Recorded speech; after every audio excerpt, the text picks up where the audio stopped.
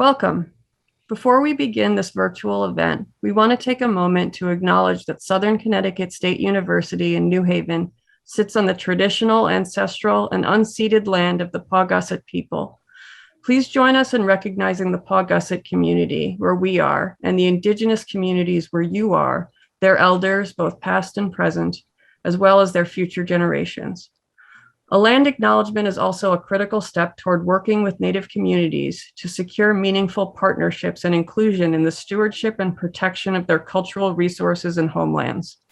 Speaking from what is now the state of Connecticut and the city of New Haven, we continue to learn from the many Indigenous peoples and nations who have stewarded these lands and waterways for generations. Golden Hill Paugussett, Turkey Hill Paugussett, the Quinnipiac, Mohegan, Mashantucket, Pequot, Eastern Pequot, Shattuck, Niantic, and other Algonquin-speaking peoples. We honor these ancestral grounds upon which we reside and learn, while standing in solidarity with all Indigenous peoples worldwide in their continuous resistance, resilience, and strength. My name is Sariana Sabaris, and I'm a graduate student at Southern Connecticut State University in the Social Work and Women's and Gender Studies departments, as well as a member of the National Jobs for All network, dedicated to establishing a New Deal-style federal job guarantee in the United States. I'm also the co-organizer of this town hall. Welcome. In just a few minutes, Dr. Stephen Monroe Tomczak, the event's other co-organizer, will begin as our MC to make speaker introductions. Before he does that, however, I want to introduce our musical performer, Frank Panzarella. Frank is a lifelong activist whose work spans movements. He has been a labor organizer and leader with Greater New Haven Labor History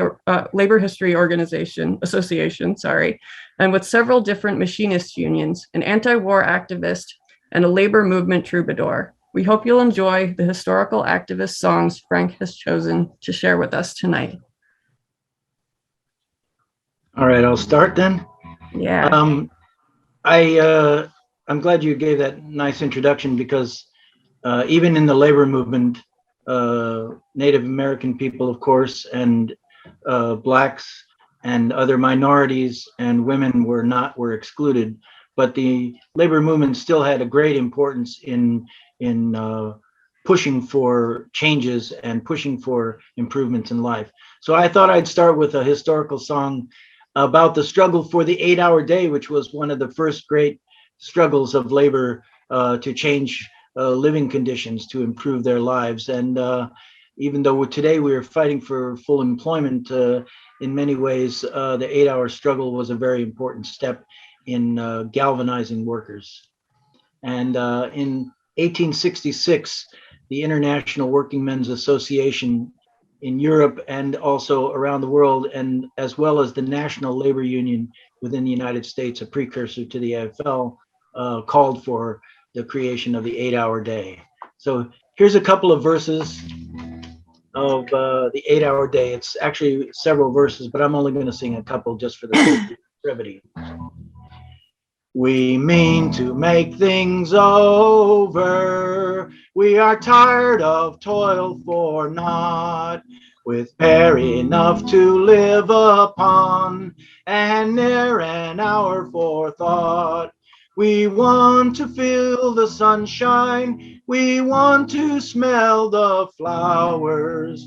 We are sure that God has willed it, and we mean to have 8 hours. We're summoning our forces from the shipyard, shop, and mill. 8 hours for work, 8 hours for rest, 8 hours for what we will.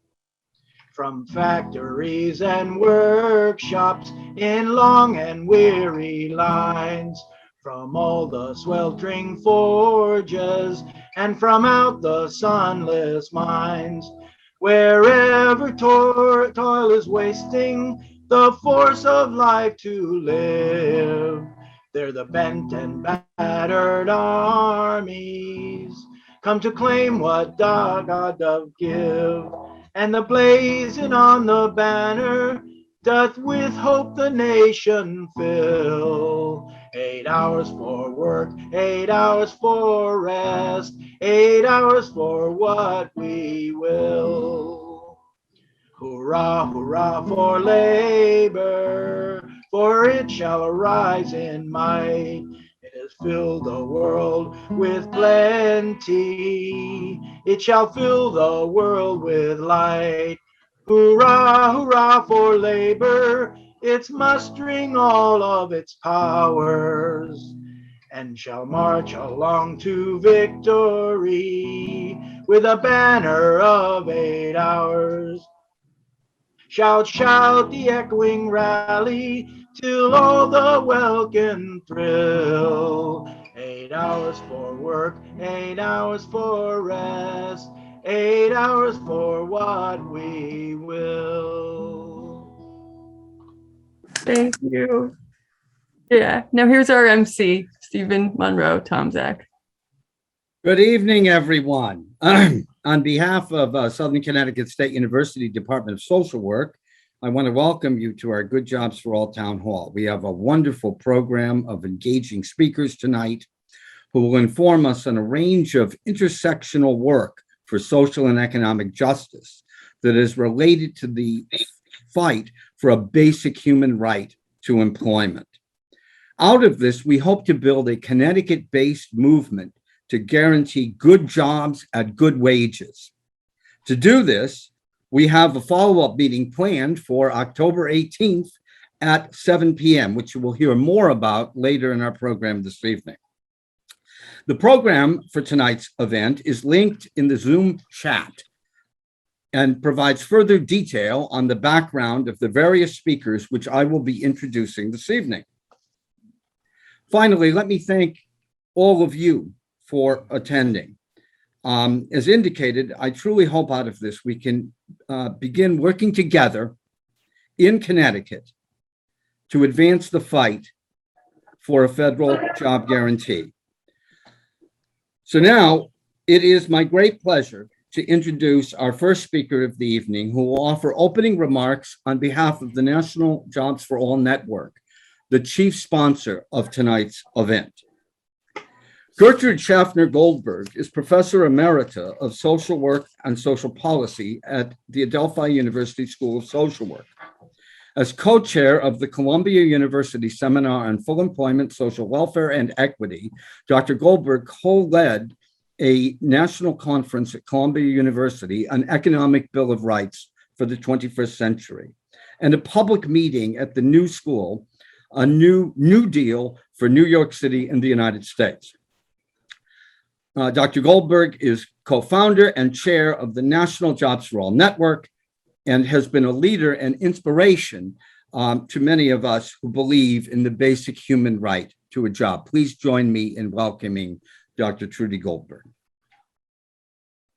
Thank you very much, Zach. It is my pleasure to welcome you to the fourth town meeting of the National Jobs for All Network. One's in Dayton, Ohio, Columbus, Ohio, Memphis, Tennessee, and now New Haven, quite close to my home, I might add. All of these events have been initiated and planned by our outreach coordinator, Logan Martinez, and by local leaders like Zach and Sariana. We have also had major events in New York City, one mentioned by Zach, a series of events to promote a new deal for New York City and the USA, including the promotion of a New York City Jobs for All bill, then supported by the public advocate, Trish James. For nearly 30 years, we at NJFAN have advocated living wage jobs for all, the first of FDR's economic rights, and the one he considered fundamental in that its achievement would make it easier to achieve other important economic rights like in housing, old age security, quality education, and their achievement in turn would contribute to the achievement of the right to employment. In calling for jobs for all and an end to the evils of unemployment, we don't mean the types of lean and mean jobs that have proliferated ever since the early 70s, when we made that U-turn away from progress toward inclusion, equity, and social welfare. We don't mean some arbitrary rate of unemployment that would still leave millions jobless. Speaking of that, NJFAN challenges the official unemployment rate, which leaves out more than it includes. The latest unemployment report from the Bureau of Labor Statistics said there were 8.4 million unemployed, a rate of 5.2%, but that omits millions more. The involuntary part-time workers and those who want jobs but are not actively looking, perhaps because of lack of transportation, childcare, fear of COVID, or discouragement. The total is not 8.4 million or 5.2%, a sizable number in itself, but 18.6 million or 11.1%.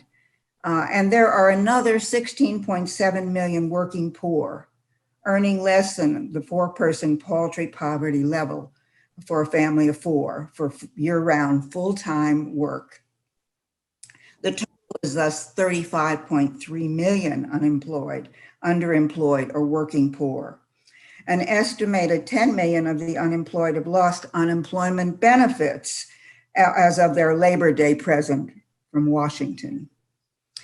We think that this undercount, by the way, it has enormous political ramifications because it underestimates the size of the problem, which is always important when you're trying to promote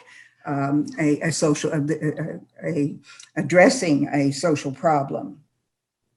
A job guarantee, we contend, would aid an all-out attack on climate change by reducing a major barrier, the fear of job loss. The job guarantee legislation that we proposed creates many green jobs that would contribute to sustainability, as well as those like child and elder care that use few fossil fuels. A job guarantee would mean more workers, but not longer work hours. Why not reduce the hours of work, spread the work, and provide more time for family and leisure? And what about paid vacations and sick leave? Our version of a JG, a job guarantee, means living wages. We would fight for more than 15. A JG, though an important centerpiece of economic and social justice, does not stand alone, nor should its advocates struggle alone. We must work together. These town meetings with their diverse participants demonstrate the need for unity among the various components of equity and justice. This is why our newsletter invites and encourages you to report what you're doing to further our shared goals. And 30 seconds, sorry. Okay, I'm almost through. Okay, sorry. With democracy itself threatened, the preservation of democratic rights has to be high on the agenda of all who fight for economic and social justice. Achievement of our goals depend on big voter turnouts among those who stand to benefit from a JG and related social, economic, and environmental progress, the very people whose right to vote is threatened.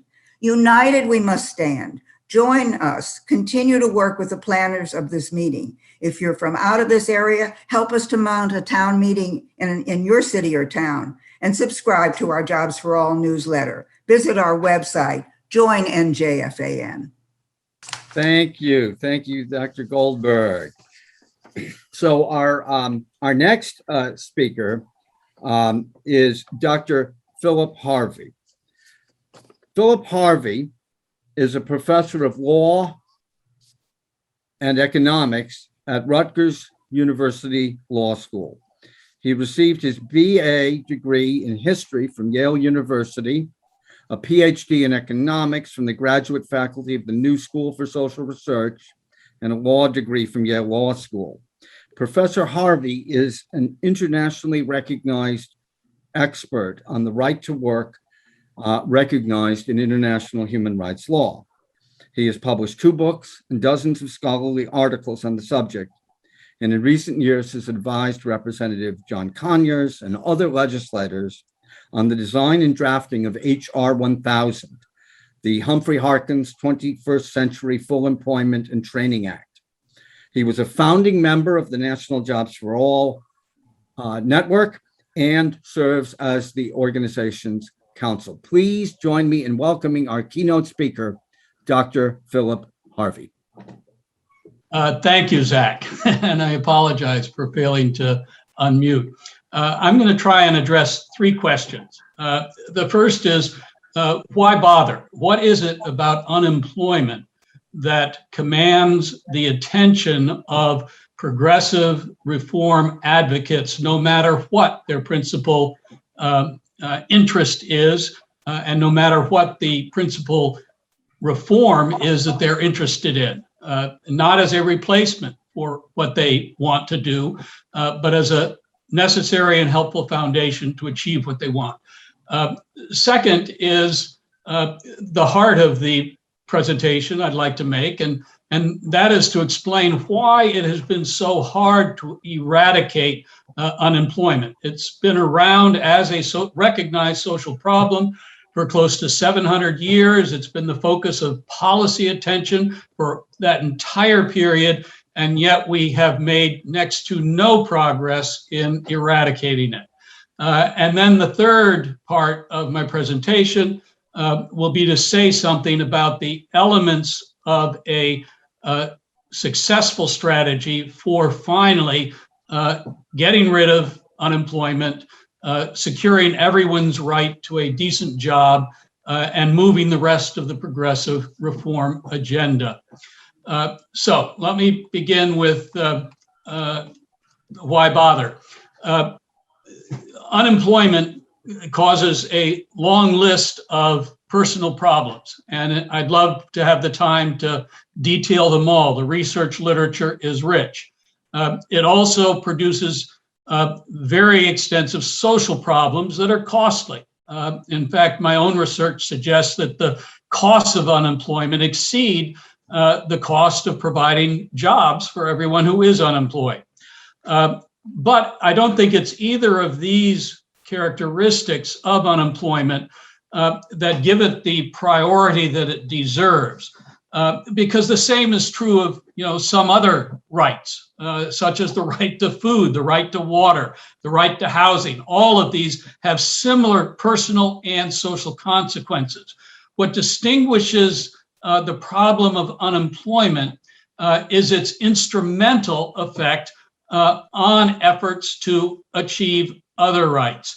And I think it's the instrumental benefit of eradicating the problem that is the source of its particular importance within the progressive reform agenda. Trudy alluded to this in referring to FDR's comment about the foundational role of securing the right to a useful and remunerative job. I'd just like to provide a touch more background on that comment. It was a comment that comprised the peroration of his last State of the Union message in 1945. It referred to, he said, in the State of the Union message last year, 1944, I set forth what I considered to be an American Economic Bill of Rights. For those of you who may not be aware of it, that Economic Bill of Rights was a proposal FDR made because in that 1944 State of the Union message, he criticized the Bill of Rights in the US Constitution as no longer adequate to secure all of the human rights proclaimed in the Declaration of Independence. He thought that it did a reasonably adequate job to secure the right to life and liberty, but not to ensure everyone's right to equal pursuit of happiness. And so he thought the economic and social rights listed in his Economic Bill of Rights were necessary to fulfill the promise of the Declaration of Independence. Going on in his 1945 speech, I said then and I say now that these economic truths represent a second Bill of Rights under which a new basis of security and prosperity can be established for all, regardless of station, race, or creed. Of these rights, the most fundamental, and one on which the fulfillment of others in large degree depends, is the right to a useful and remunerative job. And it's that last point that I think we should focus on. What is it about securing the right to employment at decent wages and with decent working conditions that makes it possible to secure economic and social rights in other areas. Part of it has to do with resources. The lower the unemployment rate, the fewer the number of people, and the less severe the problems of the people who need government assistance. At the same time, the resources available to government are increased. And so you have fewer problems to address with greater resources. It's simple arithmetic. So one reason securing the right to employment is important because it overcomes some of the resource problems that inhibit and have inhibited progressive reforms in the past.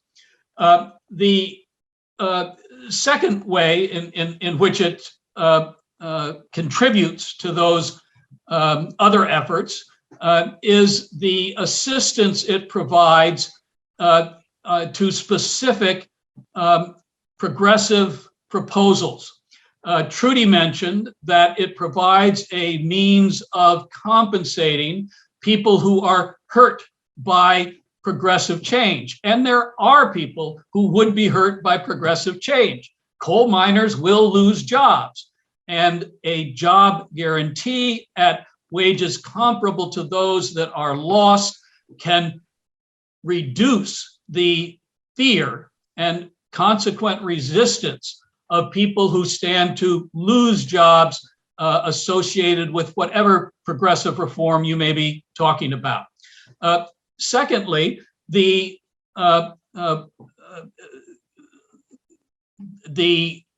provision of a job guarantee provides government with access to a large set of resources, the underutilized labor supply of the nation, to address a whole range of problems. And the government could use that labor resource to address whatever problems people thought were the most important to be addressed.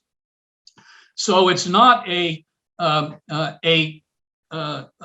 policy that has a limited payoff in terms of its contribution to other agenda items, but would provide resources potentially for any and all of them.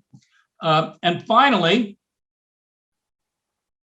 it would reduce the opportunity that politicians and interest groups presently have of promoting public policies that would otherwise not look too attractive on the basis of the jobs that they would create or save. Think about the Keystone XL pipeline. The supporters of that pipeline essentially had no other argument in favor of it other than the jobs that they claimed it would create or save. If full employment is the normal state of the economy, because the government is constantly prepared to ensure that jobs are available for everyone who wants to work, the teeth would be taken out of that kind of argument. And the promoters of unattractive public policies would have to defend them on their merits rather than on the basis of what they would supposedly contribute to addressing the problem of unemployment. There are some more things I could say here, but I think it's more important that I go on to the second question. I think that fighting unemployment, securing the right to a decent job is in fact a foundational construct on which would free up the progressive reform agenda once again. It's been stalled for 4 decades. Efforts to get it restarted have not succeeded. I think this is what could get it moving again. Okay, now, why is it so hard to do that, to eradicate unemployment? I'm gonna share a cartoon first because I think it helps to understand the problem. The cartoon simply portrays a little girl crying, walking away from a group of children who are sitting on chairs, obviously the end of a round of the game. I used the musical chairs cartoon to illustrate what I think is the fundamental problem that makes it hard for people to understand the unemployment problem. That is, they tend to think of what is it that will help that child who is standing up crying because she doesn't have a seat to get one next time around. And there are all kinds of things that you could do to help that kid. But if you helped all of the kids in the same way, would it solve the problem of seatlessness? No. The only way to solve the problem of seatlessness is to add a chair to the circle, to make sure that there are enough chairs for everyone. Now, you still might have to address problems that particular kids have to make sure that they have an equal opportunity to get the good chairs, but at least access to a chair would be ensured, and without it, training, giving other legs up, whatever it may be, will not do the trick. And the same is true of the problem of unemployment. And this is a particularly understandable but vicious problem because unlike a game of musical chairs, we can't count the chairs. Nobody knows how many jobs are available. It's only been in the past 2 decades that the government has even tried to count the number of available jobs. And going back in time, that was totally unknown. Even counting the unemployed was something that became possible only in the late 30s and the 1940s. So what people saw was that, well, people that tried harder got jobs. People that had more training got jobs, and they kept them. And they took away from this the lesson, gee whiz, that's what you need to do to make sure that people can get jobs and keep them. But it doesn't work unless there are enough jobs to go around. And I believe there is ample research to show that that has never been the case. Hasn't been the case before industrialization. It certainly is not the case today. And that would have caused me to put another slide on the screen, which I'm not going to try, which is about the US job gap. And what it shows is a line at the bottom showing job openings in the United States since December of 2000, which is when the federal government, the BLS, started providing data on job openings. And above that is another line which shows the official unemployment in excess of job openings. Above that line, another line that adds involuntary part-time workers to that total. And at the top, a line that adds job wanters not counted as unemployed to that total. And all three of those lines, either individually or together, always have exceeded the number of job openings in the economy. There is a job gap which clearly grows much, much larger during recessions, and we see that in the figure following the slight recession in the early 2000s and the serious recession following the financial crisis in 2008, 2009. But even when the economy is at what most economists refer to as full employment, there still is a job shortage. And the first requirement of any strategy for securing the right to a decent job has to be getting rid of that job shortage and doing it in a way that provides good jobs rather than crummy ones. Okay, I'm going to skip now to the last of Bill, just want to let you know you have a couple of minutes left. Okay, I will do this. The strategy for conquering the problem.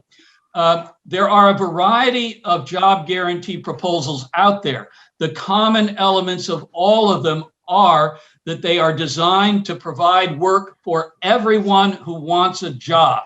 They are designed, though there are different mechanisms proposed for ensuring that. There is a joint united commitment to providing living wage work.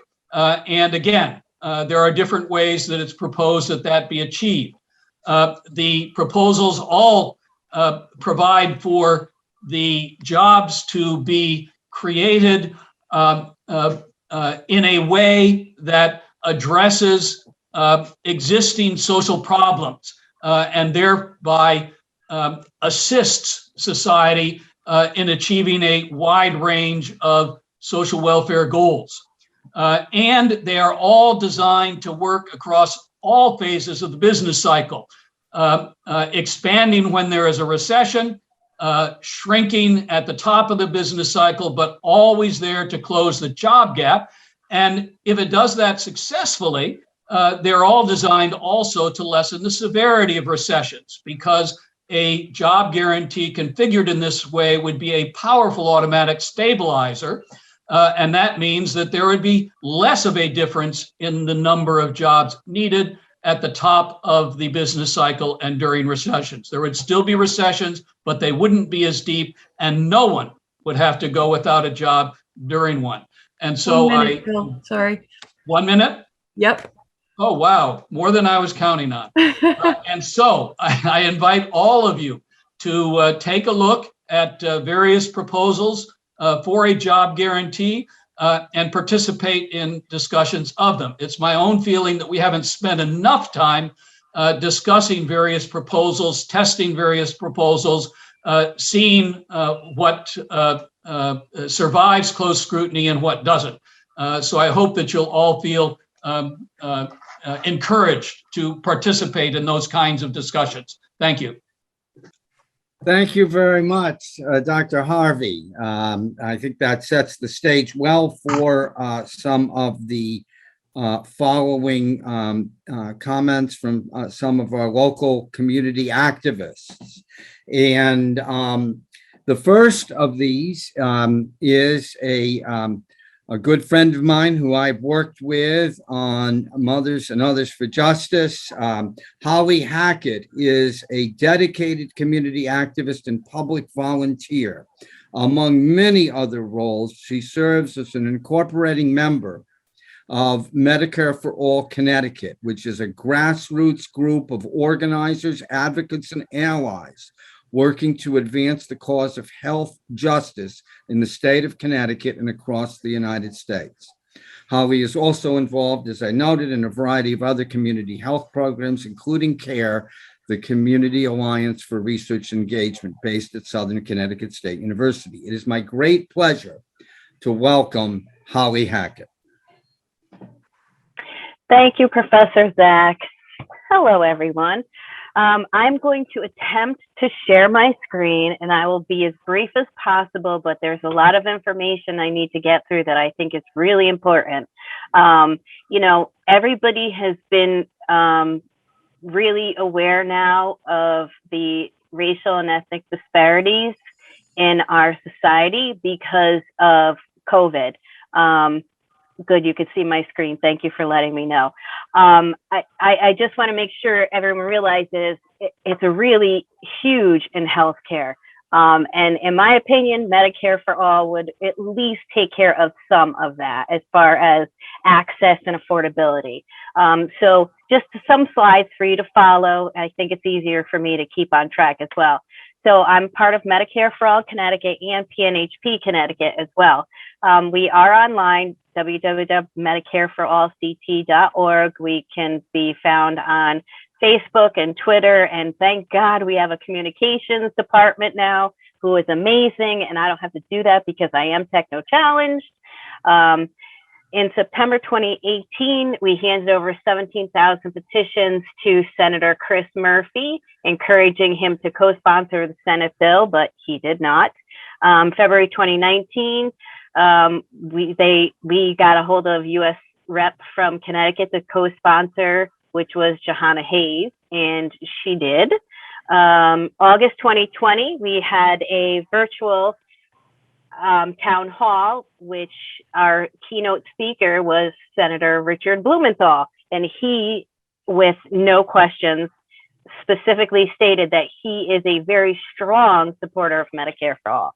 And just this past August, we, with all of our work on the ground, were able to get past a Medicare for All resolution through the New Haven Board of Alders, which was a huge feat. Thank you to everyone who participated in that. A lot of our other legislative work we did, we are continuing to do, and we will still try to push for state, federal, and local resolutions to make sure our legislators know the people want Medicare for all. Some stats are sad: 37,000 deaths to uninsurance, which is unacceptable. We were losing people.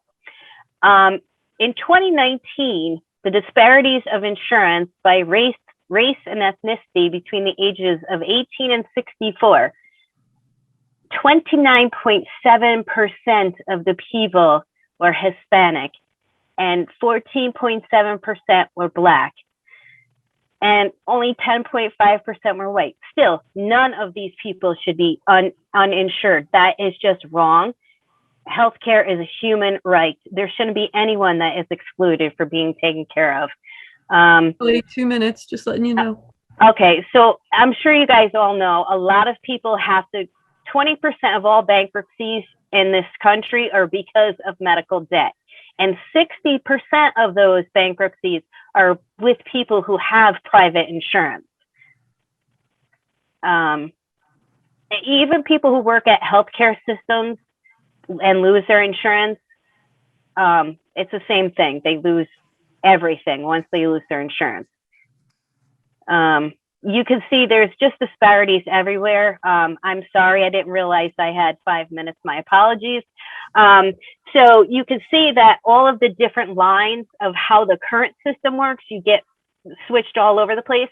And with a single payer system, it would go from the consumers to the government, and then the government into the healthcare provider. So it's a much simpler way to go, and it is the best way, in my opinion. So it is like Medicare, but better. No one is left out. It includes everyone. No co-pays, no deductibles, no nothing. At the point of service, everything is covered. So please support HR 1976 and try to convince our senators, Senator Winfield, to please support HR 1976 and become a co-sponsor as well. And I would absolutely love to speak to anyone any further who has any questions. Anytime, reach out. You can get my information anywhere. info@medicareforallct.org. Thank you so much. It was a pleasure being here, everyone. Thank you so much. Thank you, Holly.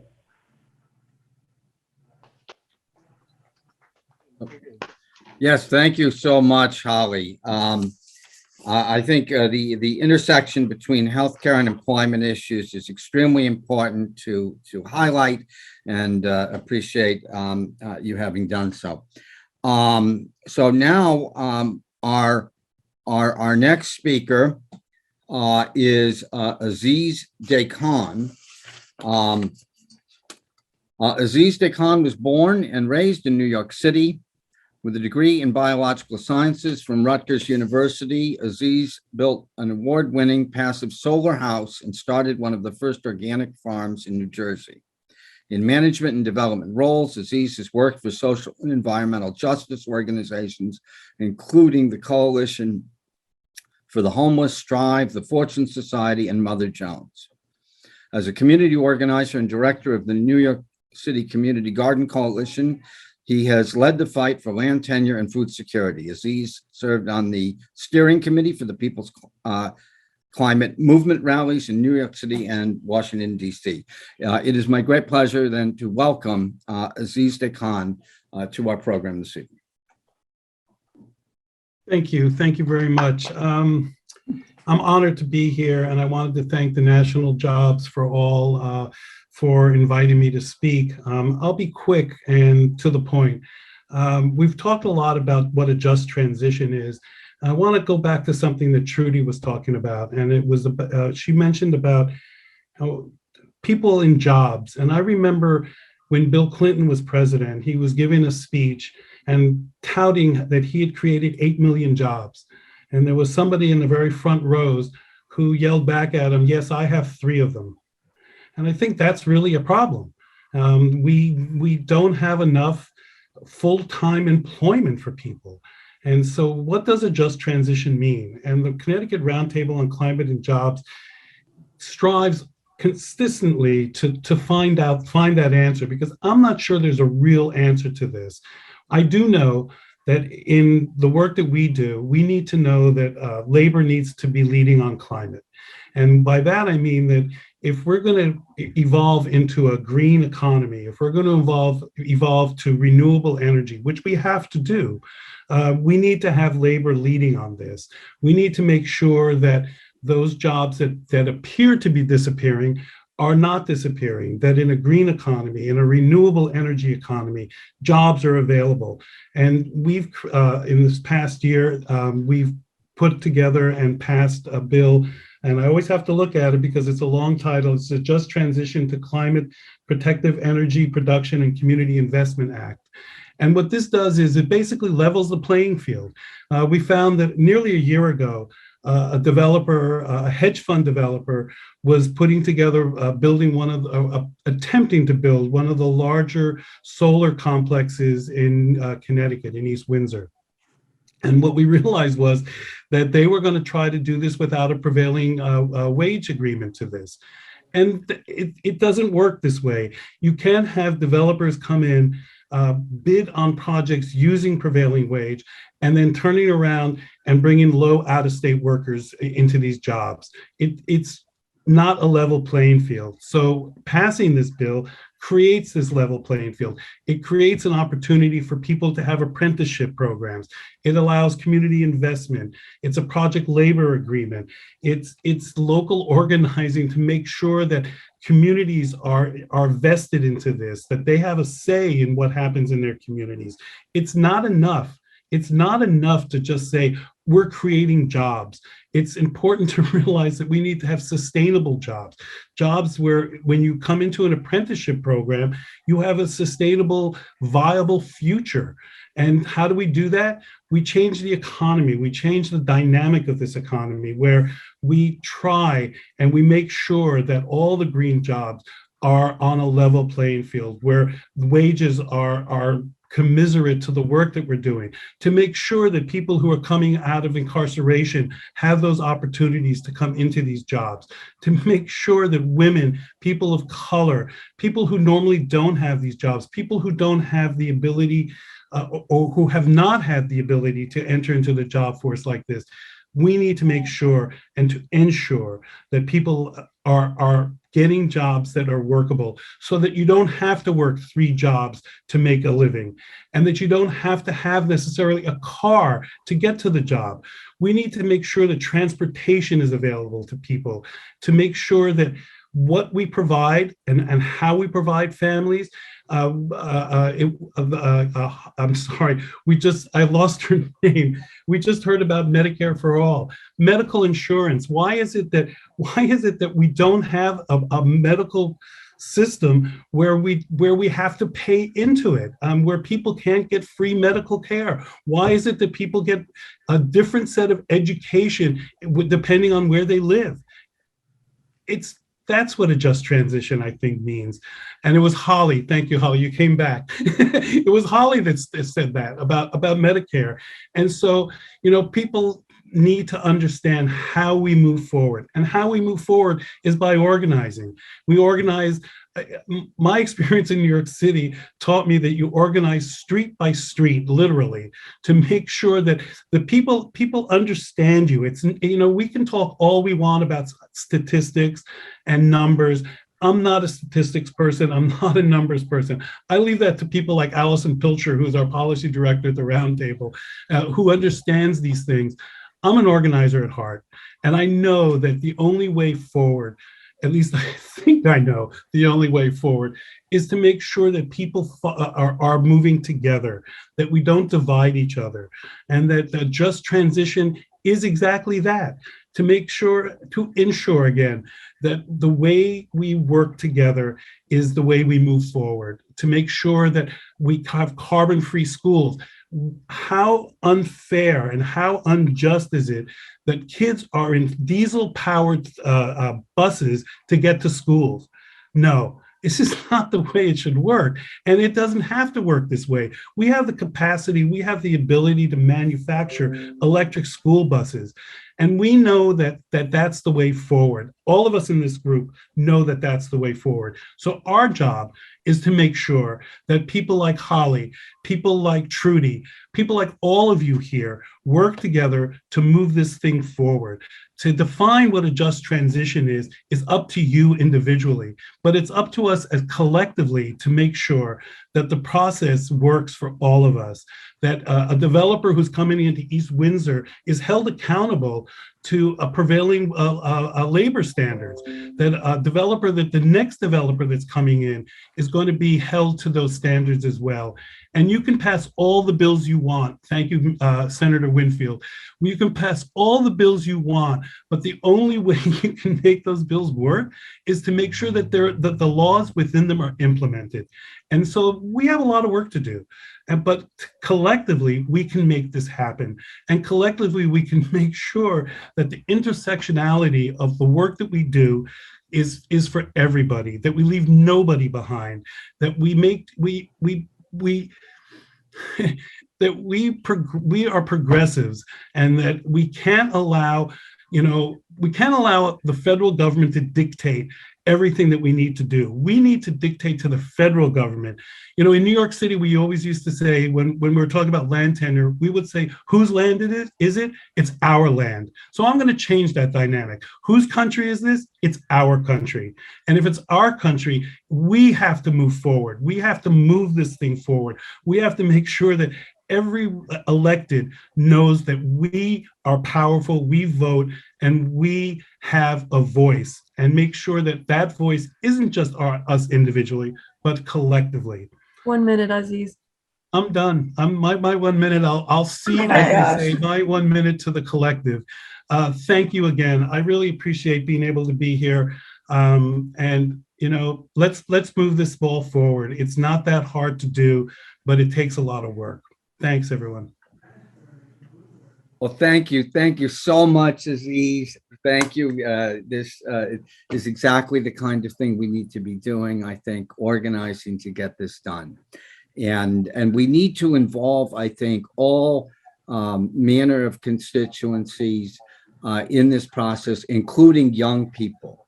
And so I am really pleased that we have a young person who is going to speak to us today, Jonathan Gonzalez Cruz, who is an undocumented immigrant from Mexico. He's a graduate of UConn's MS in quantitative economics and works as a healthcare organizer in the Connecticut Citizen Action Group, and is on the Husky for Immigrants Coalition. So please join me then in welcoming Jonathan Gonzalez Cruz. Thank you, Stephen. And thank you so much all for being here and for giving us this space to talk about these issues. And I simply wanted to refer back to the beginning when Sariana mentioned how we are living on land that, to be honest, is not ours. We should, our homes are here, but these were homes from people who, were stolen. And so with that in mind, I want to set the tone by no human being is illegal on stolen land. And I want to make the case as to why we have to incorporate undocumented immigrants into, this job guarantee. And I'm going to talk, and immigration has, as any issue, different intersectionalities.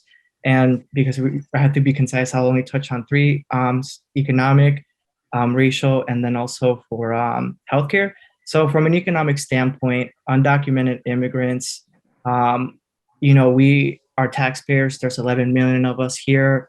And yet, despite us working and providing to, the economy, we are often left out of, quite honestly, everything federal. You heard a lot of politicians saying, healthcare is important, yet when they were passing stimulus bills to give people money, when they were passing healthcare coverage, undocumented immigrants were left out, which is completely unfair because our money is used to fund Social Security, to fund Medicare, to fund Medicaid. And I had to watch my mom not get health coverage, who has lung issues, and know that we are paying taxes, and yet we are paying for other health coverage, and all we want is the same opportunity to get that healthcare coverage. And touching into the racial intersectionality of it, black immigrants, unfortunately, because this country was built on racism, still has racist institutions, they still experience even more severe because of it. And as we saw in the Texas border, where there was a gross overt racism in a white male on a horseback whipping Black Haitians, simply trying to, live a better life in Texas, which wasn't even originally United States land. That was land that was stolen from Mexico. So for white males to try to push back Black immigrants from coming in here is just completely obscene. And lastly, because of healthcare, undocumented immigrants, we are barred from any federal program. We can't access Medicare, Medicaid, and that's why we have the Husky for Immigrants Coalition that Rose is part of too. She'll be talking a little bit later. I'm sure none of you knew that in Connecticut, the most uninsured group is undocumented immigrants with a 52% uninsured rate. And yet, where was the conversation when we were talking about helping people in Connecticut? In fact, this is a conversation we've had moving back 3 years ago, and yet this year was the first time that a bill was passed. And even though something was passed, it was only meant for Husky got expanded for children 8 and under, and yet you ask yourself, why was it not extended for 9-year-olds? Do 9-year-olds not need healthcare coverage? Why is it that even in a Democratic state where we have a Democratic legislator, a Democratic governor, why is it that they were still able to say, we're not going to help 9-year-olds, we're not going to help 10-year-olds? And it's simply put because they were undocumented. Every single thing. Sorry. 1 minute. You got 1 minute. Sorry. And so the reason I bring up all this is because, when you're undocumented in this country, you are unfortunately considered second class. The government is not as willing to help you. People who are within these spaces still hold the stigma of saying, we have to help undocumented immigrants. That's what we experience with Democrats. That's what we experience with other groups working on the same issue. And so what I want to say is, we have to help in talking about helping people and guaranteeing them jobs. We have to make sure that because this is being done at the federal level, that we are inclusive of undocumented immigrants, because we have created these systems where we are suffering because we're left out of all the help we need. And, within the different intersectionalities, as I mentioned before, if you're a Black immigrant, you have it worse because then you're also dealing with the racism in this country. And so I simply wanted just to try to tie together all those intersectionalities in a very concise way. And hopefully I made the case that, in moving forward, when we are talking about this, we say undocumented immigrants should also be part of this bill too. And thank you so much for listening. Thank you, Jonathan. Thank you for raising those important intersectional issues that we absolutely need to keep in the forefront as we fight for a right to employment for everyone. At this point, I am very pleased to introduce our next speaker. Sariana Sabaris is a graduate student at Southern Connecticut State University in the Social Work and Women and Gender Studies departments.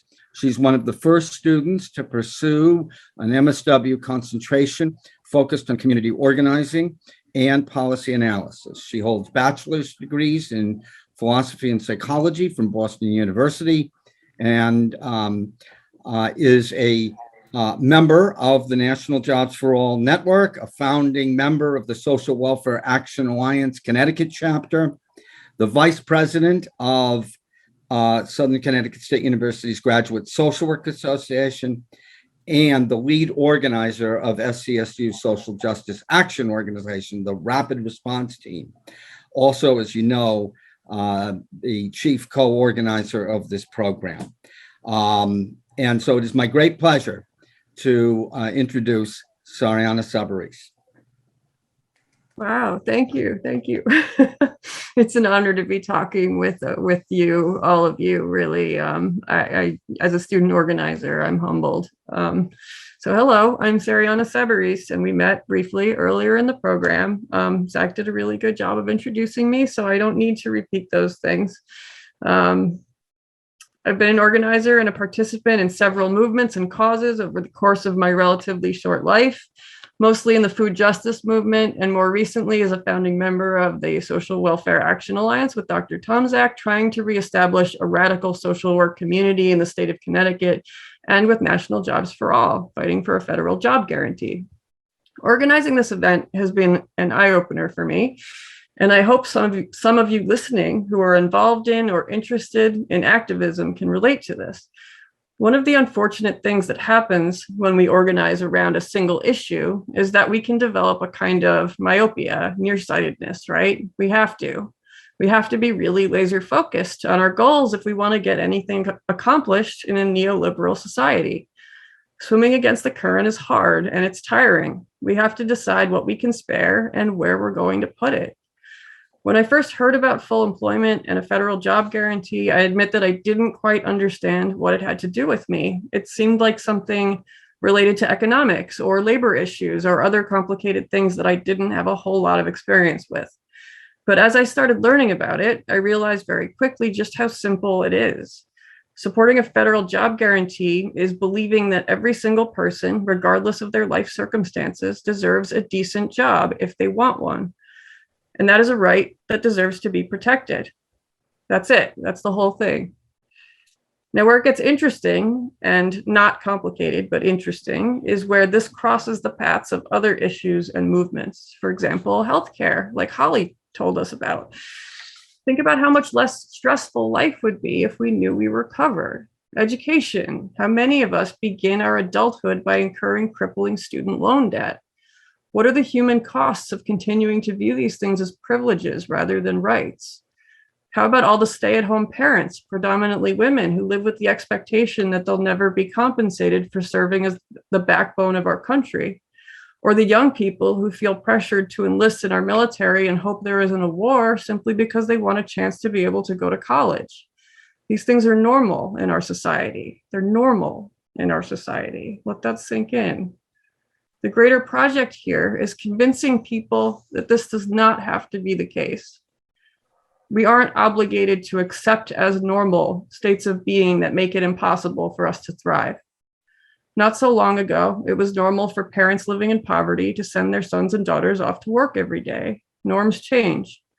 And a federal job guarantee, as pie in the sky as it might sound or seem to those of us who have only ever really seen conservative times, would make in one fell swoop all of these other things possible, because they are possible. It's shifting the range of acceptable debate that's the first hurdle. So thank you all for coming out today to think past what we assume and expect to be possible, and to see over the silos and organizational borders to the place where we can all see the things that we're all fighting together for: a just and equitable future for all. Thank you. Thank you so much, Sariana, for raising those issues about the intersections between the various things that we're working on here and the movement we're trying to build here in Connecticut.